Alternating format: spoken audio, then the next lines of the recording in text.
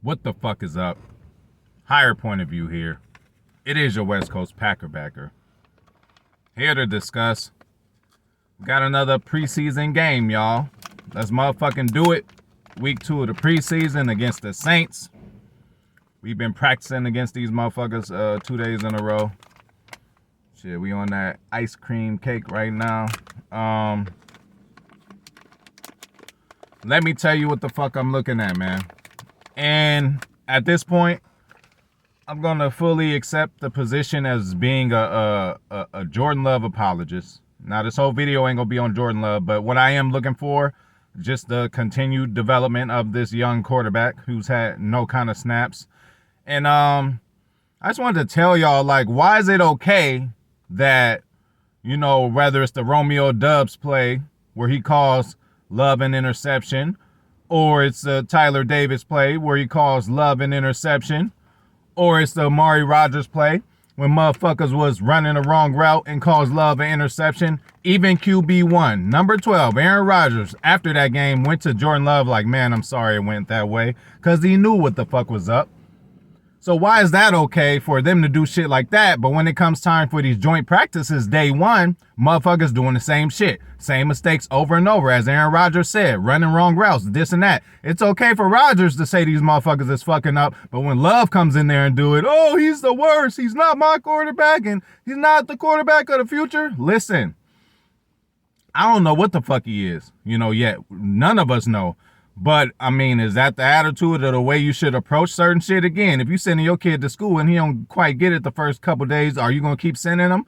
Yeah, you're just going to help him improve on the shit that he needs to improve on. So it ain't like this dude, Jordan Love, is out there with 7-8 year vets out there in the preseason just out there doing his thing, throwing passes to them. These guys are rookies. These guys are young in the game, not a whole lot of time themselves. So when these motherfuckers making a mistake, I just don't like how y'all put that shit on Jordan. I told y'all from the beginning, those things wasn't even his motherfucking mistake, y'all. So how can you blame him for it? But now when Rodgers come out there and say these motherfuckers better step it up, which they did, supposedly the second day of the joint practices, they came out a little better, and didn't make the same mistakes that they made before. But again, just look at where the fuck I'm coming from. You know what I'm saying? This is the same shit they did against Jordan. But when Rodgers said, you got, hey, shout out to TR, great video. When Rodgers say some shit like that, videos get made. Everybody on the national media is talking about, Rodgers is calling out the young receivers. Why y'all didn't think about that the week before when they was fucking up for Love? Again, fucking up so much that Rodgers went to Love after the game like, I'm sorry, I seen what happened out there. Probably nobody else is going to see. Quarterback get too much of the blame and too much of the good shit. But again, that's it for Jordan Love. But I am going to be watching for the continued development of this young quarterback. And another thing, this is the consecutive game he's played. This motherfucker ain't played consecutive games. You can't just come out one game per year or 2 games per year. Bro, now this is the second time within 2 weeks that he's going to get more reps, even more in the next week. Hopefully, he doesn't get injured or nothing like that. You got to get this guy motherfucking reps in the fair shake that everybody else has, bro. Not nobody just starts for a quarterback for an NFL team in the preseason and then won't get another start for a whole nother year. Like, bro, he's never played consecutive games. So that's it on Jordan. I'll tell you what the fuck else I'm looking at in this game. I'm looking at what I was looking at before, bro. Secondary got to get a little better. The safeties need to get a little better. Corner play, I told y'all, was cool for me. I would love to see Shamar John Charles, motherfucking Keyshawn Nixon, even Rico Gafford come out there and make some plays and be steady. A splash play would be nice, but if they don't do that, that's fine. Again, we talking about the third or fourth corner, okay? I'm still looking at the defensive line.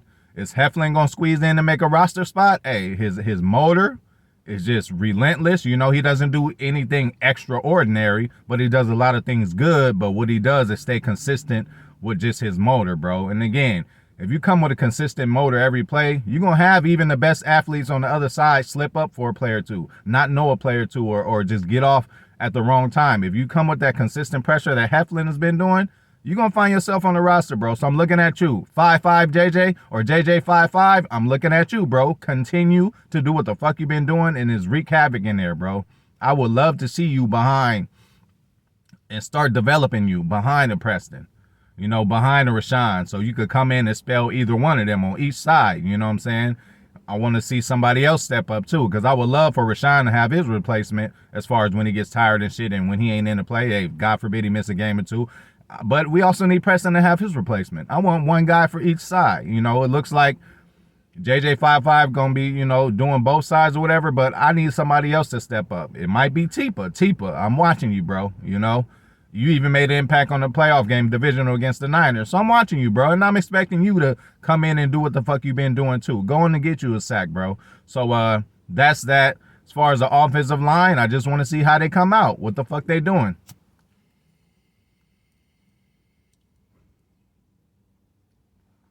Glad we have Elton back. And hopefully, hopefully he's back on week 1. Because that'll really help with this offensive line. So, but if not, we need to see, hey, what the fuck these lineups looking like?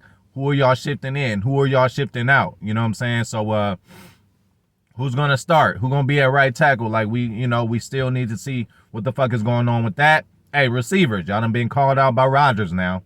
Okay, it was only practices he called y'all out. Now I know these joint practices, Rodgers said, might be a little more beneficial than the actual preseason game because, they get to really dig in and say, all right, throw this at us. We're going to do this. And, they threw in some shit. It wasn't like very vanilla like Houston did with us and the Jets did with us. Now, as far as San Francisco game, that shit was still vanilla to me. Now, again, you football players out there, you can have a vanilla blitz, bro. San Francisco did throw certain blitzes at Love, which I think he picked up pretty well, and he had pressure in his face. I'm talking about Love again. And he still made some throws. A couple of them touchdown the screen throws, he had a motherfucker right in his face. I'm on my T shit, too, right now. I'm going to stop drinking for about a month, at least till the football season start.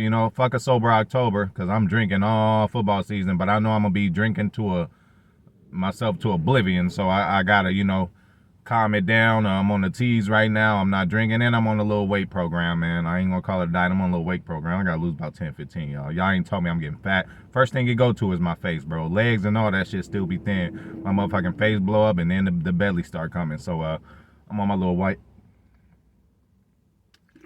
weight program, y'all.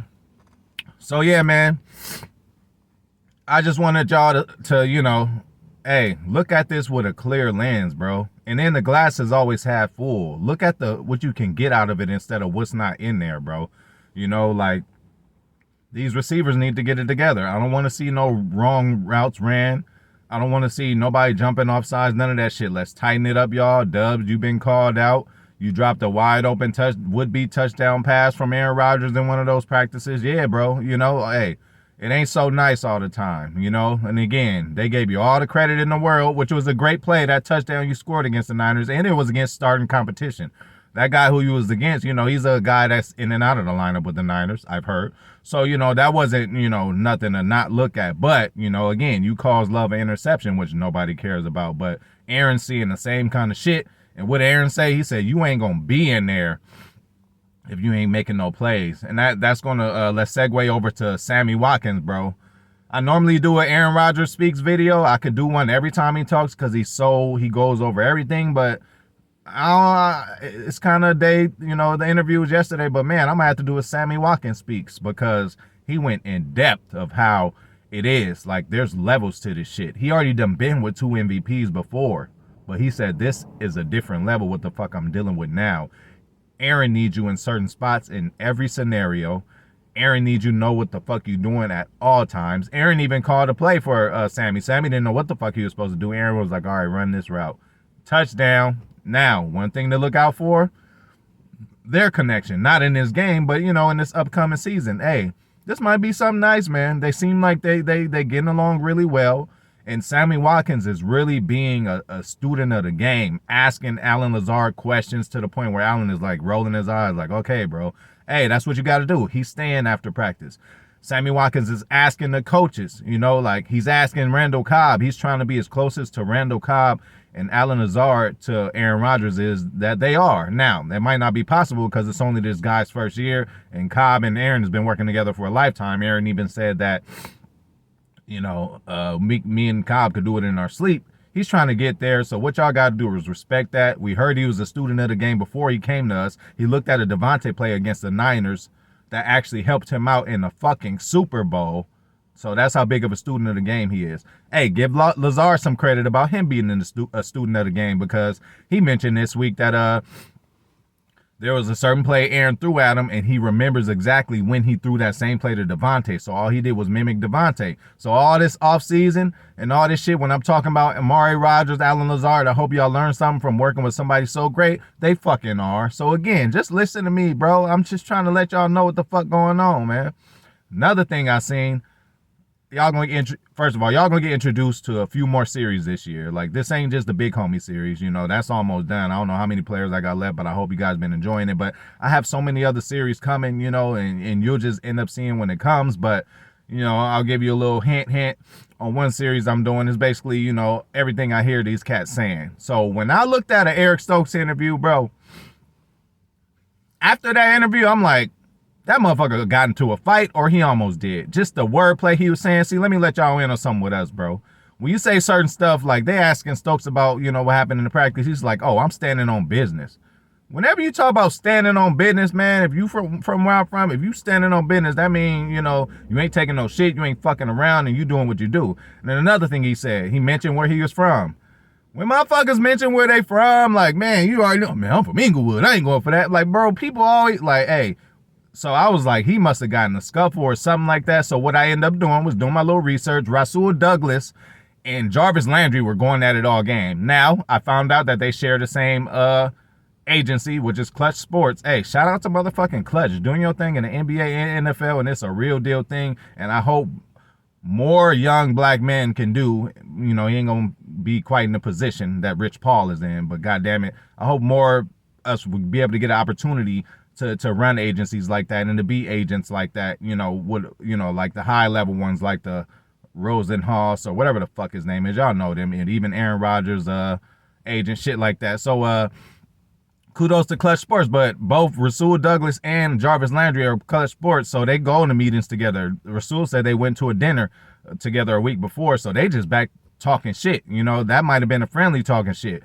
Stokes come in and Jarvis is on that big homie shit with him, like, nah, you just a little nigga. I'm gonna show you how it's done. And they kind of get into a scuffle. And I didn't even know what happened, but just looking at that, listen, these interviews a lot be right after practice, and the adrenaline might still be going. When I heard Stokes talking, I'm like, that nigga got into a fight, or he almost did, and it remains to be true that that's what happened. So, be on the lookout for another series called What They Talking About. Hint, hint, you know what I'm saying? So, just gather up a lot of information that I see what motherfuckers is saying, and I can tell you what they mean, whether they say it or not. Some people don't mention something, and they talking about that. Some people mention something, and they talking about something else. Just like with Eric Stokes, like, what is you being where you from, you know what I'm saying, or you standing on business? What does that have to do with the X's and O's and what happened on the field? It wasn't about X's and O's. Y'all motherfuckers got into it.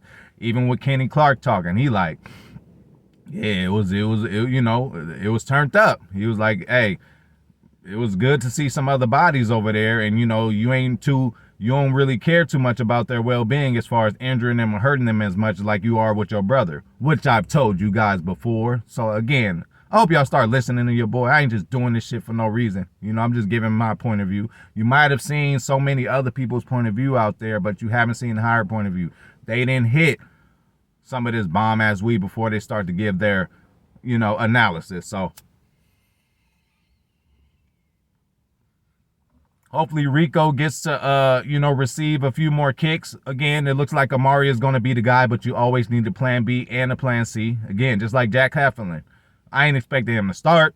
I ain't expecting him to even play in some games, but there could be a 4 or 5 play spell that this motherfucker could come in and motherfucking do something. Again, Kenny Clark might get tired.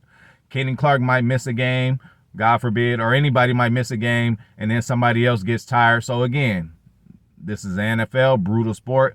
Motherfuckers get hurt, so you got to expect like the Heflins and the JJ55s, like you got to expect them to get in a few times on every game, but some games they might get in more than others. There's times last year where we seen Tipa a whole lot more, and then there's times we didn't see Tipa at all. So, given what happens on the field, We'll see what happens. But again, at this point, we are just looking for depth, y'all. We know we got one of the best starting lineups on offense and defense. I'm still going to say offense. We got one of the best starting lineups on offense and defense. We know what they're going to bring. Now are the times to look for the hidden gems. Who's going to come in and make that play where we don't expect them to? Who's going to be in position and know what the fuck they doing? So, Rico, again, I yelled your name a couple times talking about you was doing good in practice. Like I told y'all, everybody looks good in shorts. You came in and you fucked up the last game, okay? So, come in, do your motherfucking thing. Jordan Love, continue success. Jack Heflin, Chris Slayton on the D-line, hey, continue to do your thing. I'm looking at y'all too like y'all might be on the roster. You know what I'm saying?